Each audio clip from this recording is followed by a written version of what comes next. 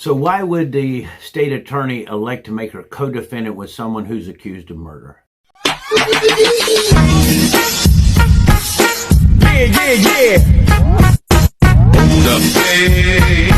Woman.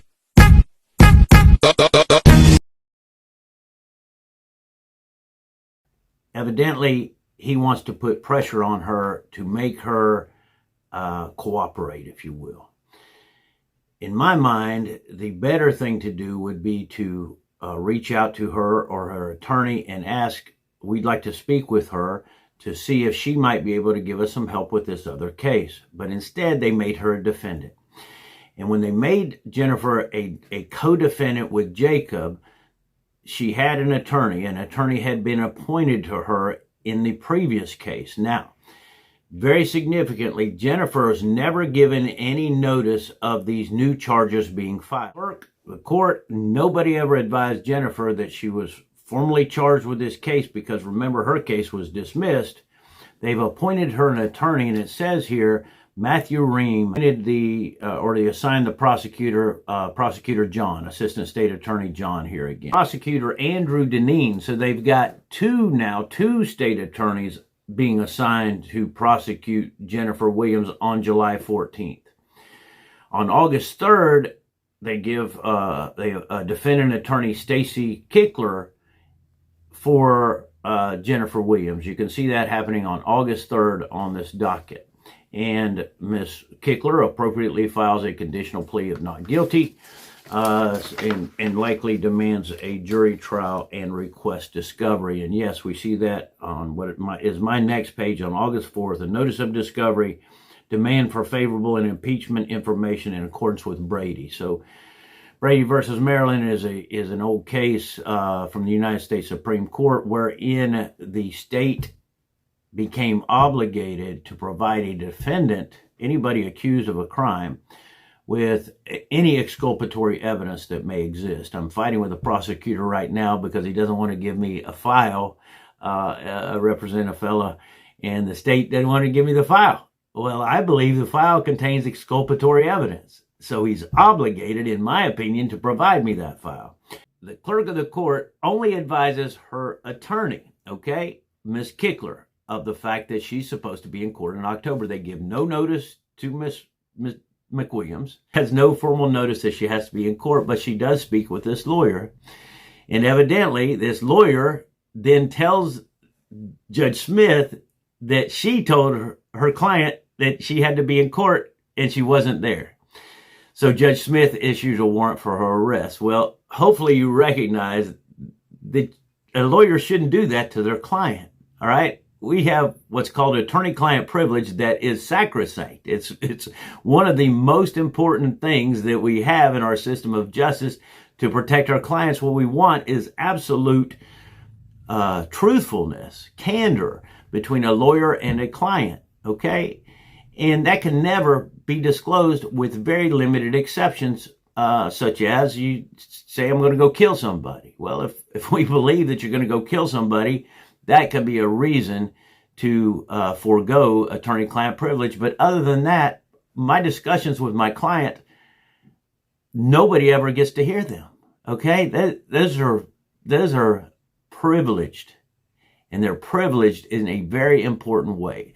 So I think this is a good time for us to digress from Jennifer's case just a little bit to show you what happened to me. Fell on my sword for my client, as I understand that I am obligated to do. So what we're going to show you now is a hearing that many of you became familiar with me through my friend and former client, Jeremy.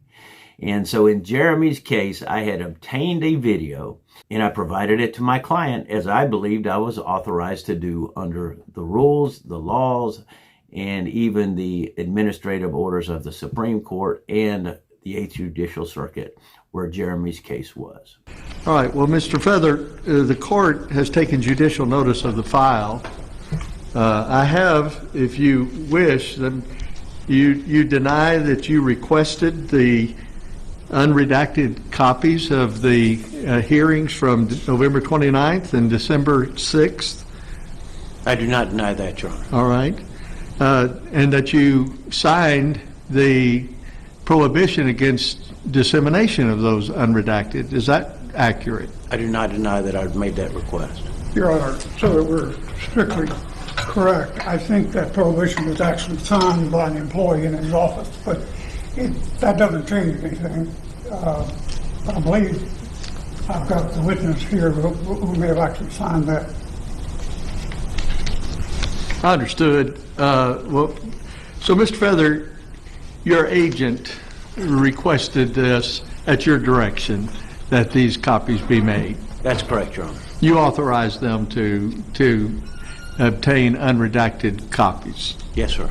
You understand that the Supreme Court of Florida basically has required that those be only given to certain individuals and only under that we basically tracked with the court's administrative order, the Florida Supreme Court requirement that those only be disseminated to individuals who do sign and agree that they will not disseminate those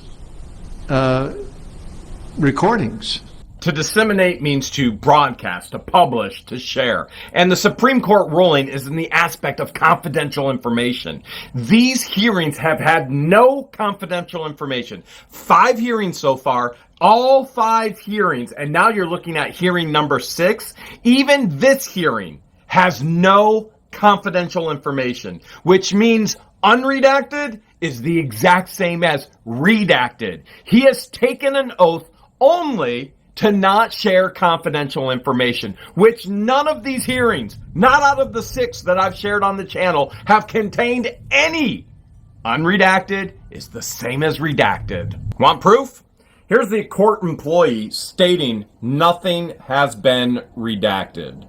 Now in here, you see her saying, that's right, no redactions on either of those dates. And we've confirmed on everything. You go down lower, nothing's been redacted on that date. We go up higher, nothing's been redacted there. There's been nothing redacted on any of them. None of them. You understand that? No, sir. I've reviewed the rule. I don't believe that is not my interpretation of what it says. Well, it may not be your interpretation, and we will discuss that, but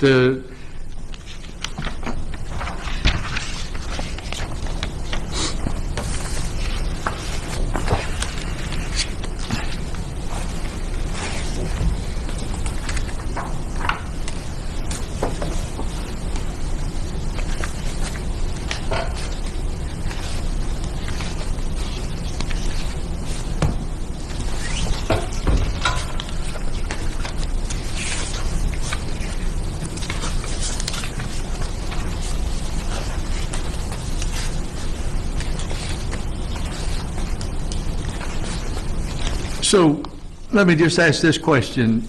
Did you disseminate the recordings?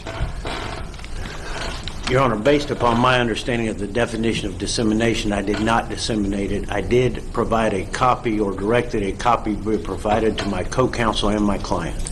All right, so you did give it to your client and to co-counsel? Yes, sir. Did they sign the copies or sign the court's order that required them not to disseminate it? Not to my knowledge. All right, so you think that your interpretation is you can distribute it to other individuals who may be entitled to get it without their signing the required recognition that they may not disseminate it? Your Honor, I'm a little bit uncomfortable sitting. Should I stand or am I? You may stay seated. Thank you. Your Honor, my understanding is that I am entitled to, if not obligated, to provide to my counsel and my client copies of the proceedings. If my attorney gave me the redacted version of these videos and the proceedings, he wouldn't be sitting here in court right now. Oh, wait. They're exactly the same. He did not disseminate any confidential information whatsoever. Nor did he have any insight that I was going to put them on YouTube, which these are public hearings. This is public information. Redacted, unredacted, same thing, all public information. That's what you've seen in every single hearing.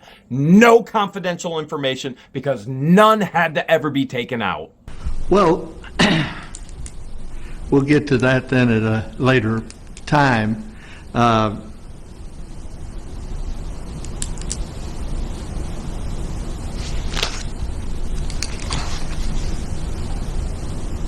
You understand that unredacted copies can be requested at a cost, but I mean redacted copies that are free from any of this. Yes, sir. And that, are you saying today you instructed your co-counsel, or were they aware of the prohibition against dissemination? I can't testify as to my co-counsel's knowledge, but I believe that he is aware of the rule. Did you instruct your client as to the prohibition? Your Honor, we're going to object to any attorney-client communication at all that would put my client in a position that it would require him to violate attorney-client privilege to testify to that.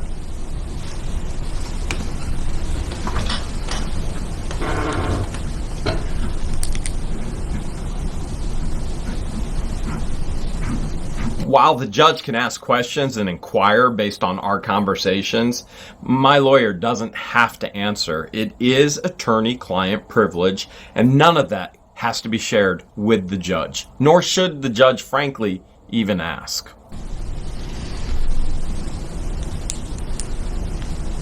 Okay, I'm willing to hear anything that you have to say about whether you think he's violated the rule or not. I'm sorry, Your Honor? Yeah. Anything else you want to present or have him testify to? Well, Your Honor, I looked at the rules on contempt citations, and it is required, as I understand under the rules, that we be given clear notice of the violation. Your pleading at paragraph 12 is that it is apparent that Attorney Mark Feather, despite attesting knowledge of the prohibition, discrimination, and agreement to comply with its directives and being provided clear notice of any violation was subject to legal action, but not limited to the contempt of court, nonetheless disseminated the unredacted recording in this matter. Our position is quite simple. He did disseminate them to co-counsel and the client. As charged here, that's as far as it goes. So He did do the dissemination. He did not disseminate it to anyone that should not have it. Well, I guess my question is, that's your reading that he can give it to his client, disseminate it, which is quite different from sitting in an office and saying, we're getting ready for the hearing, you can review this, but I can't give you a copy of it because you haven't signed the prohibition. Otherwise, there really is no limitation. There's no purpose to the rule if it can be distributed, and then whoever you give it to can distribute it or disseminate it as they wish. That would appear to make the rule of no effect. I'm not a judge. I'm not a lawyer. Although I try and share some information, and that information oftentimes could be wrong. But the reality is this: the rule is about confidential information. The umbrella protects confidential information. And as I've said before, there's none. Redacted, unredacted, unredacted, redacted. It's all the same thing. No rule was broken. Your Honor, I understand. I mean, if that's your position, if that's your, my position if your position is he did disseminate it, but it was not a violation to give it to his client without his client signing a required. The charge that's made is that he did disseminate it in the actual rule. The people you disseminate it to are your client and co-counsel.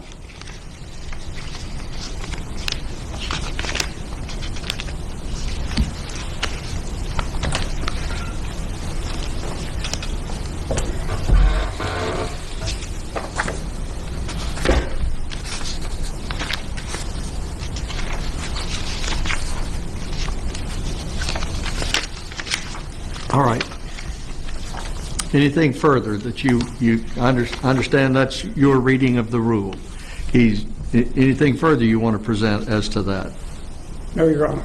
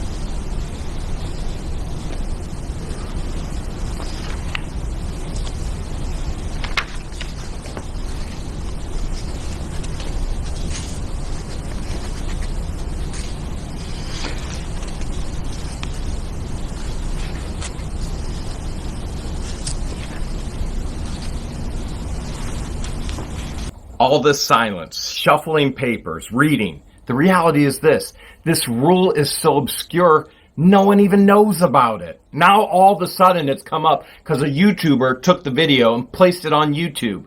This is public information. The public has access to it, and now I've disseminated it.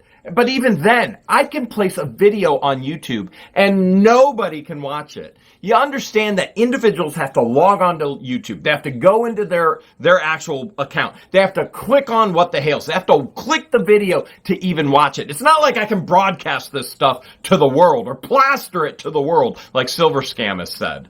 It's literally the world has to come and see it and click on it and proactively try and view it.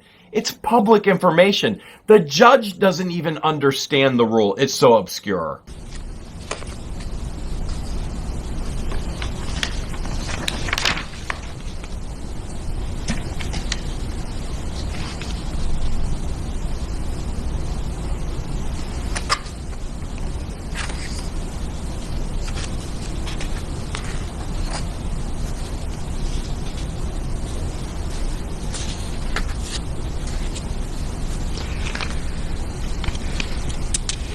Several days later. Okay. Well, the salient language in the Supreme Court's order, as well as the Eighth Circuit's order, which I think is clear, is that the copies are available, and they can be available to the attorney. They can be available to the party. It certainly has a right to get it. Or self-represented litigants upon request, as long as an acknowledgement is provided that states that confidential information may be that it's on the may be on the record, and that further dissemination of the confidential information contained on the recording is prohibited in a violation of the prohibition against dissemination may subject the requester to contempt of court.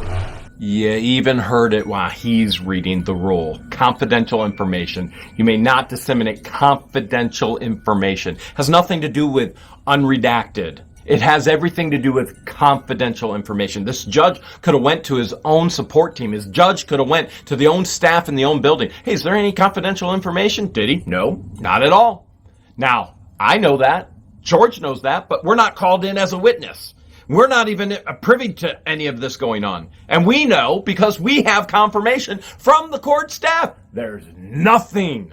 There is no authority of an attorney, and the court disagrees, to disseminate it to anyone, including co-counsel. They can obtain them from the court. They can get them the same way the attorney can. They can get them by signing the order of the court and saying, I agree, I would like to have a copy.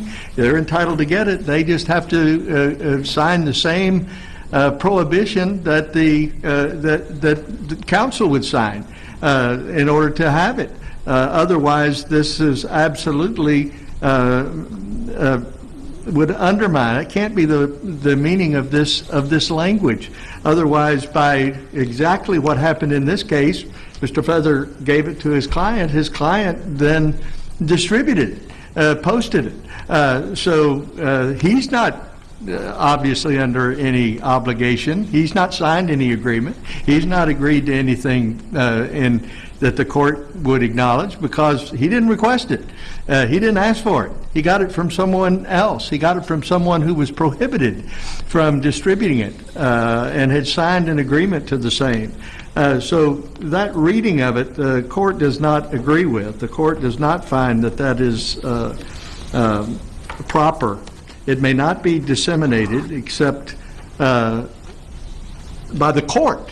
It is the court that has the power to disseminate this, and only does so to restricted parties only upon their agreeing that they will not disseminate it. So the court disagrees with Mr. Feather's reading of this, that he had the authority to distribute it to other individuals who were under no such obligation.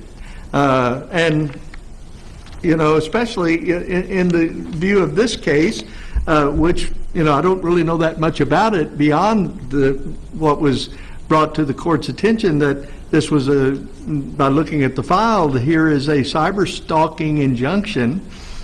Okay, you know, that's to be heard, but to know that that's the issue here. That's what's under consideration. To have no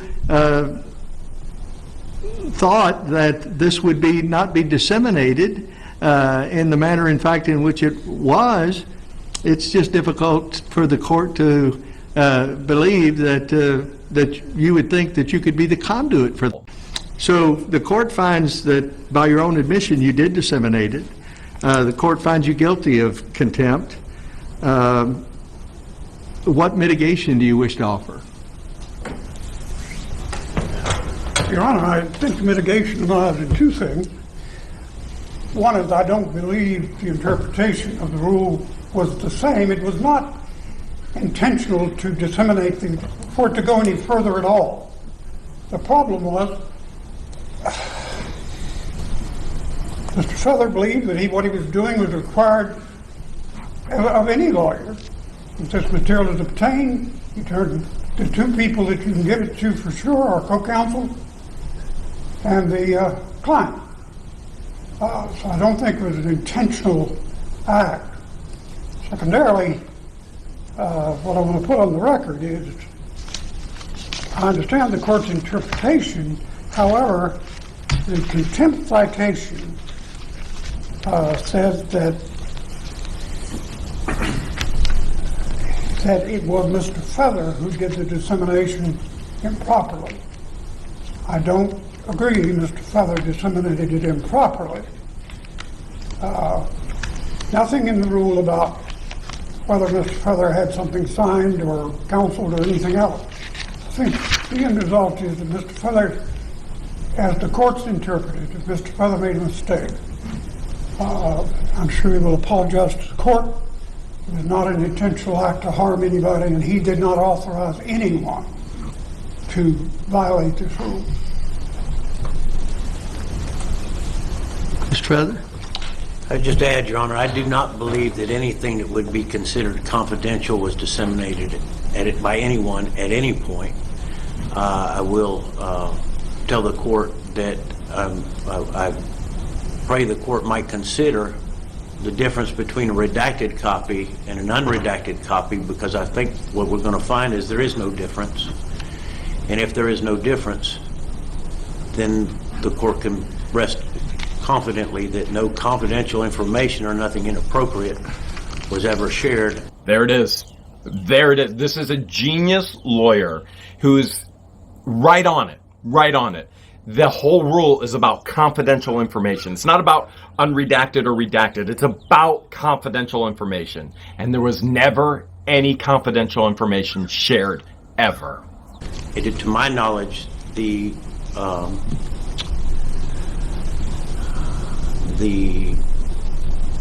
only portions of the what occurred in court of the hearings was ever published. Well, and I will tell the court that was to my dismay. Well, yes, I do appreciate that, and certainly And frankly, as far as the purpose of this hearing, I have not gone back to try to review to make that determination. Was there any confidential information that was disseminated? That is secondary to the purpose of the rule, of course, is to keep that. That may be mitigation, but as far as but my concern with that would be, did you make any efforts after the first one was given to you on December 4th? My understanding is that this was almost immediately put up on the website. Did you take any steps to, then you requested another copy? So were you aware that it was posted? Before the second copy was ordered, no, Your Honor, I was not. Attorney Feather was overseas on a missions trip when I decided to post this public information that holds no confidential information. And how can a judge go, well, that's a secondary thing? The whole rule, the whole law is about confidential information. It's not about redacted and unredacted. It's about protecting confidential information. How can you go, well, that's a secondary thought? No, it's not. It's the main reason and thought. Not to mention, after Lynette lies about Attorney Feather and says he tried to pay her off, Attorney Feather is no longer representing me. While on legal paper he's as co-counsel, he's in no communication with me in regards to these things. He's overseas. Well, after you got the second copy, did you know then, before you gave it to your client, that it had been posted? No, sir. Well, I guess part of my concern is given the nature of this case and your client's business, you didn't bother to stop and caution him, don't be publishing this, or to check to see if it was being disseminated contrary to the rules? I hope you understand the gravity and the weight of what this judge just said. This is a Levy County judge who's saying, didn't you caution him and understand? This is public information. You can't hide this. This is public information. It can go anywhere to anyone. It is by definition public information. What is a judge? Why is a judge trying to hold back public information? Sending out public information, posting public information on YouTube has nothing, absolutely nothing to do with cyber stalking. Cyber stalking is contacting somebody through the web. It is not putting out public information, a hearing, a deposition, or anything else along those lines. It's communication. And this is public information. Your Honor, Your Honor, any attorney-client privilege we must object to. All right. Regardless of what he may have said to him, did you check the website to see that it was not being violated? No, sir.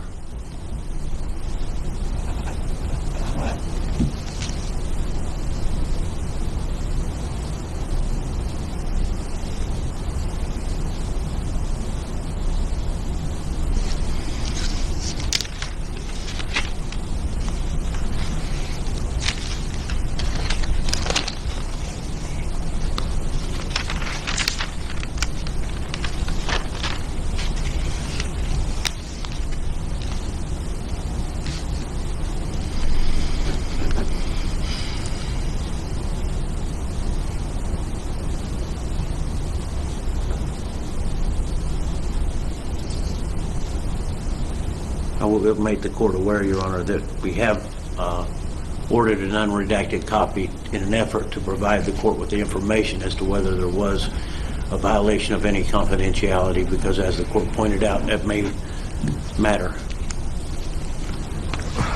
Well, I'm assuming, for the purpose of this hearing, that nothing confidential was distributed. That really wasn't in my mind when it's the process that's meant to protect confidential information, and the manner in which that is received by the attorney who has a choice. You can always get a redacted copy because it's the court's responsibility to do the redacting. So I don't know. That would require me to go through and make that decision because the court redacts. It is the court's responsibility. It's not your ability to go through and say, well, I'll give you this and this and this. It's the court that would go through and say, okay, we would have that, but I don't have that ability when those who are responsible for that to redact when an unredacted copy is requested, which can be requested. I don't control that. You're allowed to have it, but you must agree that you won't disseminate it in order to get it. Yes. And while other people may be allowed to get it as well, other individuals may be allowed to get it. Once you sign it, you're agreeing, I won't disseminate it. I won't give it to anybody. The fact that someone else has the right to get it, they can go through the same process and get it. But they have to make the same agreement that they will not disseminate it. Otherwise, to interpret it any other way, to say, well, there are 10 people out here that can get this, are entitled to get it. I'm going to go get it. Now I'm going to give it to all 10 of them. Now they can do with it whatever they want. They didn't have to sign anything. They didn't. Well, that would be an impossible way to read the rule, to allow individuals to obviate the clear purpose of the rule by distributing it to individuals who may be entitled to get it if they agree that they will not disseminate it, but they have to agree to do that. And that's really the why I can't see how anyone could read it and think I can give it to someone. Well, yeah, they're entitled to get it, but they have to get it the same way you did, by agreeing to the same conditions that you did.